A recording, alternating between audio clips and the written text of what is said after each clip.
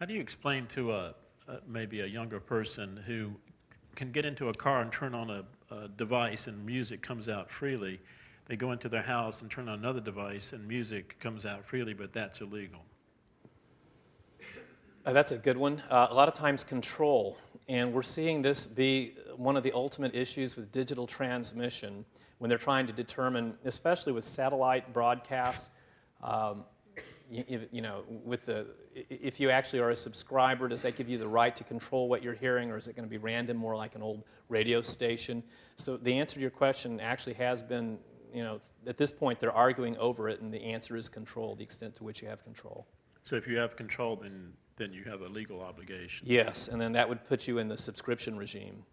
And that's a good thing, because one of the changes that has been pretty recent that you've probably learned about in class is the fact that we now have a sixth exclusive copyright right, for lack of a better word. And what it does, which never happened in the past, is it generates really performance royalties for sound recordings that are digitally transmitted.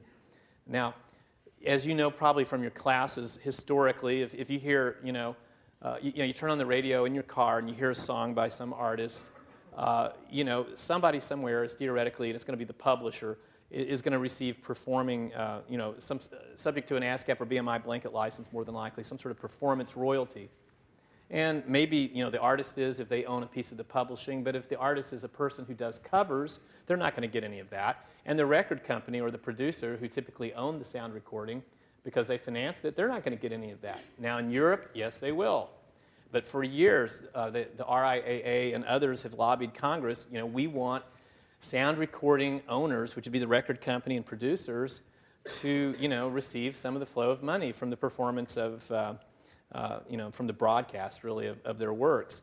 Well, Congress kind of went partway with this, and in the 90s, part of the DMCA actually did recognize that digitally transmitted sound recordings will create that royalty. So we're partway there. I forgot the question. But you've answered it, I think. I hope so. So if the sound recording copyright owners get paid for the performance of that sound recording, that's what you're talking about. Yes. There was no. If it's a digitally transmitted. Right. That's in the new law. Yes.